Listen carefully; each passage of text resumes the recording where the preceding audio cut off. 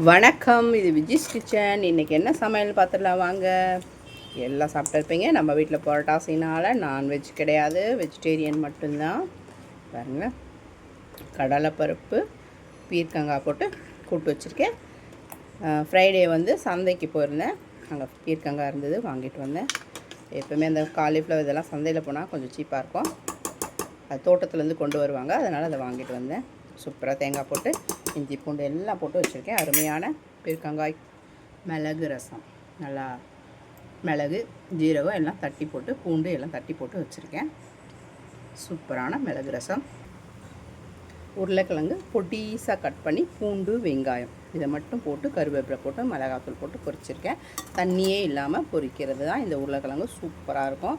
இது என்ன தயிர் சாதம், சாம்பார் சாதம், ரசம் எல்லாத்துக்கும் வச்சு சாப்பிடலாம். அருமையான உருளைக்கிழங்கு பொரியல். கடையிலேருந்து வாங்கிட்டு வந்த பக்கோடா அதுவும் இருக்குது தொட்டுக்கிறதுக்கு. ரைஸும் வச்சாச்சு, சாதம் வச்சாச்சு. இன்றைக்கி இவ்வளோதான் லன்ச்சு. வீடியோ பிடிச்சிருந்தால் லைக் பண்ணி, ஷேர் பண்ணி, கமெண்ட் பண்ணுங்கள். நம்ம சேனலை மறக்காமல் சப்ஸ்கிரைப் பண்ணுங்கள். நம்ம வந்து பெருமாள் கும்பிடுறவங்க, அதனால் எப்போவுமே 5 சனிக்கிழமை வரைக்கும் நான்வெஜ் கிடையாது. அதனால் அடுத்த சாட்டர்டே போச்சுன்னா அப்புறம் தீபாவளி தான், அதோடு நமக்கு நான்வெஜ்ஜு.